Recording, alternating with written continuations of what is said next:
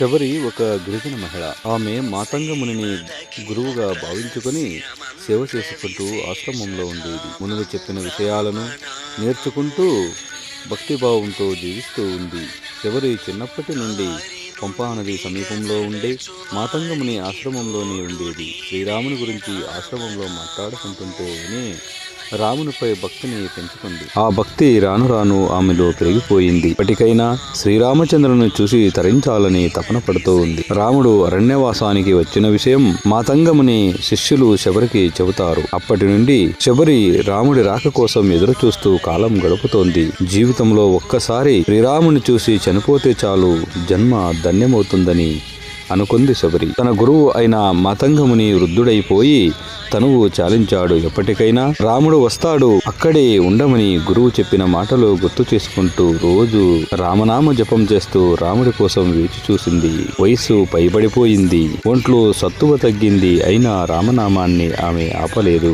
రాముడు వస్తాడని ప్రతిరోజు వేకువజామునే లేచి ఆశ్రమ పరిసరాలను శుభ్రం చేసేది. అలికి ముగ్గులతో అలంకరించేది. నదిలో స్నానం చేసి రాముని పాదాల కడగడానికి కడవలో నీళ్లు తెచ్చేది. పాద పూజ కోసం పూలు, రాముడు అరగించడానికి పళ్ళు తెచ్చేది. ఇలా ప్రతిరోజు చేస్తూ ఉండేది. ప్రతిరోజు రాముడు వస్తున్నట్లు ఎదురు చూసేది.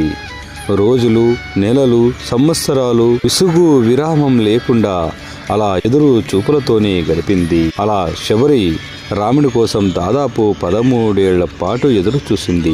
కదంబుడి ద్వారా రాముడికి శబరి గురించి తెలిసింది. తన భక్తురాలిని చూడాలని బయలుదేరాడు శ్రీరాముడు. ఆశ్రమానికి వచ్చిన శ్రీరామచంద్రుని చూసిన శబరి సంతోషానికి అవధులు లేవు. తన ఆశ్రమానికి వచ్చిన స్వామికి శబరి ఎంతగానో సేవలు చేసింది.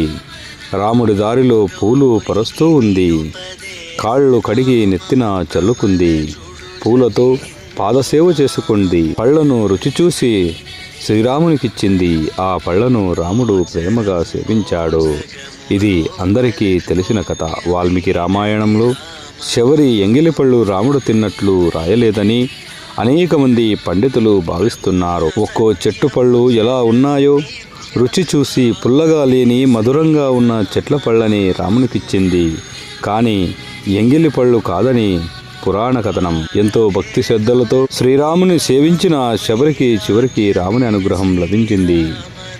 రాముని అనుమతితో యోగాగ్నిలో ప్రవేశించి ముక్తి పొందిన శబరి అందరి గుండెల్లో గూడు కట్టుకొని ఉండిపోయింది.